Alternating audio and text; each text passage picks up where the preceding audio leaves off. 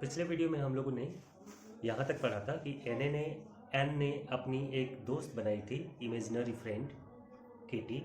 Actually kitty name उसने दिया था अपनी डायरी को, जिसमें कि वो अपने सारे थॉट्स, अपने सारे फीलिंग्स को रिकॉर्ड करती थी। समटाइम्स सी रोट शॉर्ट स्टोरीज, कभी कभी एन फ्रैंक छोटी छोटी कहानियाँ भी लिखा करती थी।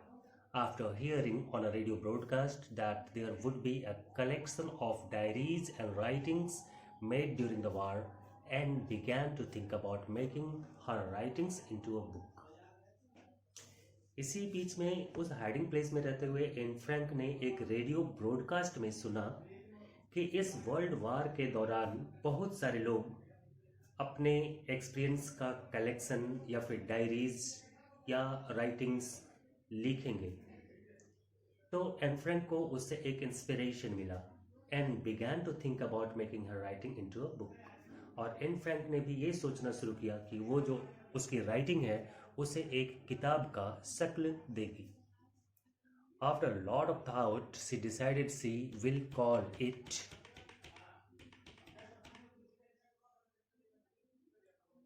एक्टरहुइस। ये एक जर्मन भाषा का वर्ड है, एक्टरहुइस। तो उसने डिसाइड किया कि वो अपने किताब का नाम रखेगी एक्टरहुइस। ये एक्टरहुइस वही डायरी है, एन फ्रैंक की सीक्रेट डायरी, जो सबसे पहले 1947 में पब्लिश हुई थी। She began rewriting her entries. उसने अपनी डायरी में जो कुछ भी लिखा था उसे नए तरीके से लिखना शुरू किया, leaving out some very personal items. अब जब उसने उसकी रीराइटिंग शुरू की तो उसमें अपने बहुत ही पर्सनल आइटम्स को उसने रिमूव कर दिया। She would rather not share. उसके कुछ ऐसे एक्सपीरियंस जो कि वो चाहती थी या जिसके बारे में उसे लगता था कि बेहतर हो कि हम इसे शेयर ना करें, उन सबको हटाते हुए उसने दोबारा से अपनी डायरी को, अपने एक्सपीरियंसेस को लिखना शुरू किया। For over 2 months she worked eight री राइटिंग हर डायरीज। और लगभग 2 महीने तक वो इस काम में लगी रही, अपनी डायरीज को दोबारा लिखते रही। On August 4, 1944, the people in hiding were discovered. और आखिरकार द डे ऑफ हॉलोकास्ट आ गया। अगस्त 4, 1944 में उस हाइडिंग प्लेस में रहने वाले जितने भी लोग थे उनको ढूंढ निकाला गया। A secret service officer and 3 men of the Dutch police force came up the stairs. जब उनके रहने के बारे में पता चल गया तो एक सीक्रेट सर्विस ऑफिसर, जैसे हम लोग CID बोलते हैं, उसी तरह एक सीक्रेट सर्विस ऑफिसर अपने साथ 3 डच पुलिस के लोगों को, आदमियों को लेकर ऊपर सीढ़ियों पर चढ़ता हुआ इनके कमरे तक आया। Entered with guns. बंदूक की नोक पे उसने दरवाजा खुलवा करके और उनके घरों में एंटर कर गया। And herded them away to jail. और उन सबको लेकर जेल के लिए निकल गया। यानी सबको अरेस्ट कर लिया गया और सबको जेल में बंद करने के लिए वे लोग लेकर के वहां से चल पड़े। The 2 men who had been helping them were also arrested and taken to the city prison. वे 2 और भी लोग जो कि लगातार एन फ्रैंक और दूसरे छुपने वाले लोगों की मदद करते रहे थे, उन लोगों को भी अरेस्ट कर लिया गया और उन्हें उसी शहर के जेल खाने में डाल दिया गया।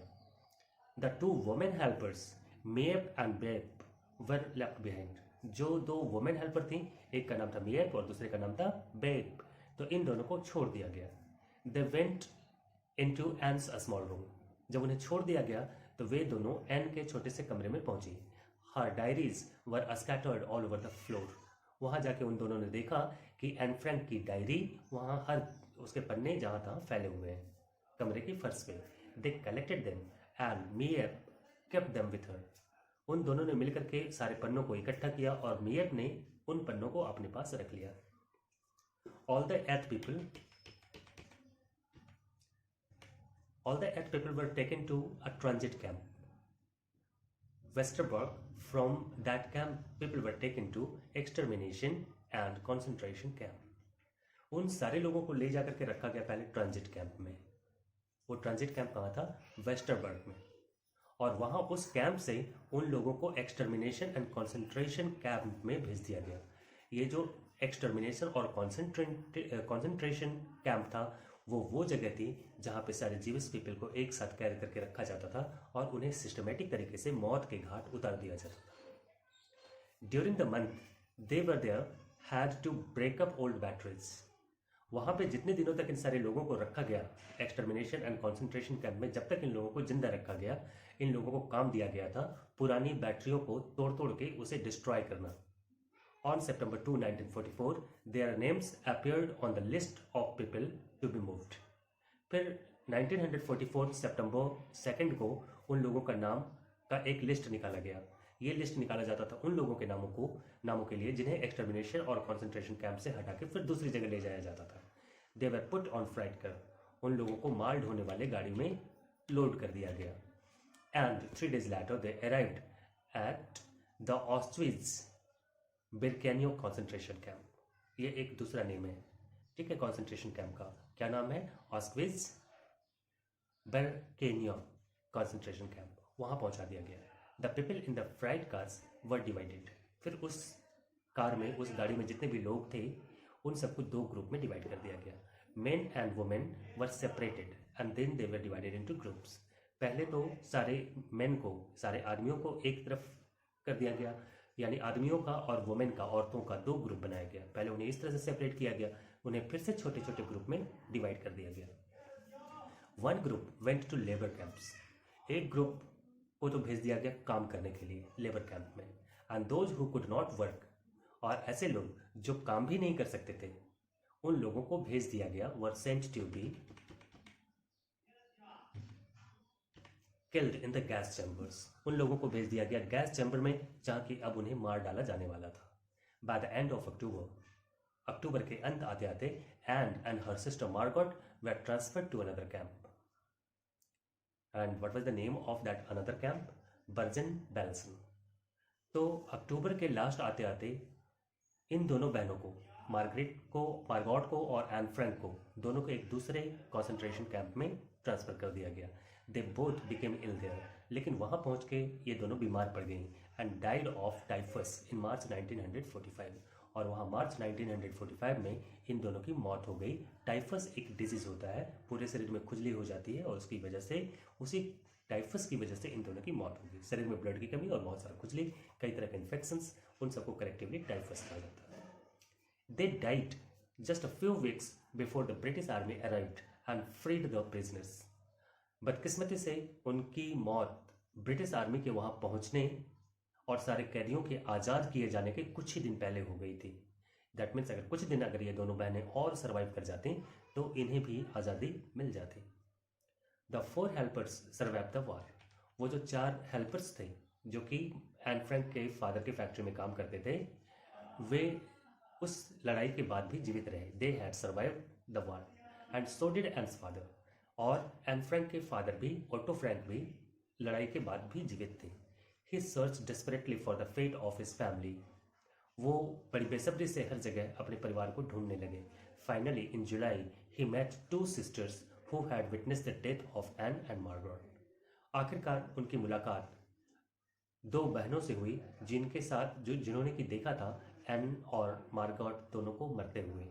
After Otto learn the death of his daughters, और जब ऑटो को अपने दोनों डॉटर्स की मौत के बारे में पता चला,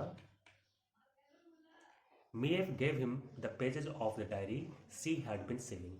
तब मीएफ ने एन फ्रैंक की डायरी निकाल करके और उसके फादर को दिया। He was surprised at the depth of her writings. उस डायरी को पढ़ के उसके फादर बिल्कुल सरप्राइज्ड हो गए। उन्हें this was Anne he never knew. Anne के इस मेरिट के बारे में, इस प्रतिभा के बारे में तो उन्हें पता ही नहीं था। उन्होंने जब एन फ्रैंक की लिखी हुई डायरी पढ़ी तो उन्हें विश्वास नहीं हो रहा था कि उनकी छोटी सी बेटी, ओनली 13 ईयर्स, एन फ्रैंक ने इतनी गहरी बातें लिखी हैं अपनी डायरी में। He honoured her wish to have her writing published as a book. और उसमें जो एन फ्रैंक ने अपनी ख्वाहिश लिखी थी कि मैं अपने बुक को पब्लिश करवाऊंगी, उसकी उस ख्वाहिश को उसके फादर ने पूरा किया। First the book was published in the Dutch language. पहले तो उस बुक को पब्लिश किया गया डच भाषा में, then German, then French and then English, यानी कई भाषाओं में एक एक करके उसकी डायरी को पब्लिश किया गया। The book was made into a stage play. उस किताब के आधार पे स्टेज प्ले, यानी स्टेज पे खेला जाने वाला ड्रामा भी लिखा गया उसके बेसिस पे। देन इनटू अ फिल्म, और फिर उसी डायरी के बेसिस पे एक फिल्म बनाई गई। Today when you see the word holocaust, it usually refers to this time in which the German army systematically killed nearly 6 million Jews. अभी भी जब आप अपनी डिक्शनरी में हॉलोकास्ट वर्ड का मीनिंग ढूंढोगे तो आपको उसी पीरियड के बारे में बताया जाएगा जिस समय कि वहाँ हिटलर का शासन हुआ करता था और उसने कितने सिस्टमैटिक तरीके से 6 millions, 1 million means 10 lakh, 6 million means 60 lakh जीव को बड़े सिस्टमैटिक तरीके से मार डाला था. People need to learn about the Holocaust and the reason why it happened. लोगों को पता करना चाहिए, रीजन समझना चाहिए, ये हॉलोकास्ट आखिर क्यों हुआ था, क्या रीजन था उसके पीछे. In case period of hatred and discrimination counts is similar genocide. क्योंकि जब अगर वजह नहीं जानेंगे दुनिया के लोग तो उन्हें पता नहीं चलेगा कि जब लोगों के दिलों में हैट्रेड होता है, डिस्क्रिमिनेशन होता है, तो ऐसी ही सामूहिक हत्याएं होती हैं. जेनोसाइड का मतलब सामूहिक हत्या, बहुत सारे लोगों को एक साथ मार देना. This is called genocide. Some say it never happened at all, but we know it did because there are too many witnesses and survivors who live to tell the world about those darkest of time. वो वक्त बुरा था, इतना बुरा था कि बहुत सारे लोग तो इसी बात से रिफ्यूज करते हैं, यानी इतिहास के इस काले अध्याय को छुपाने की कोशिश करते हैं और कहते हैं कि नहीं, ऐसा कुछ भी नहीं हुआ था. लेकिन उस समय के बहुत सारे लोग जिंदा भी रह गए थे और वो जिंदा रहे थे. उन्होंने दुनिया को बताया कि उस समय वो काला समय कैसा था. Today, if you visit the site of Bergen-Belsen concentration camp, आज भी अगर आपको मौका मिले Bergen-Belsen concentration camp में जाने का, you can see a memorial to Anne and her sister Margot. तो वहाँ आपको Bergen-Belsen concentration camp में एन फ्रैंक और उसकी सिस्टर मार्गॉट का एक मेमोरियल बना हुआ मिलेगा. तो ये चैप्टर इसी के साथ खत्म हुआ और आप लोग इस वीडियो को ध्यान से दोबारा देखेंगे, बार बार रिपीट करेंगे और समझने की कोशिश करेंगे. मैंने कोशिश किया कि इस बार वर्ड्स आपको सामने दिखते रहें जिसमें कि आपको समझने में आसानी हो. और छोटे बच्चों, वीडियो अगर लाइक करोगे और अगर सब्सक्राइब करोगे तो जैसे ही मैं कोई नया वीडियो अपने चैनल में अपलोड करूँगा आपको तुरंत मिलेगा और आपके स्टडी के लिए अवेलेबल होगा. तो इस वाले वीडियो चैनल को सब्सक्राइब जरूर करना जिसमें कि आपका नॉलेज तेज़ी से आगे बढ़ सके.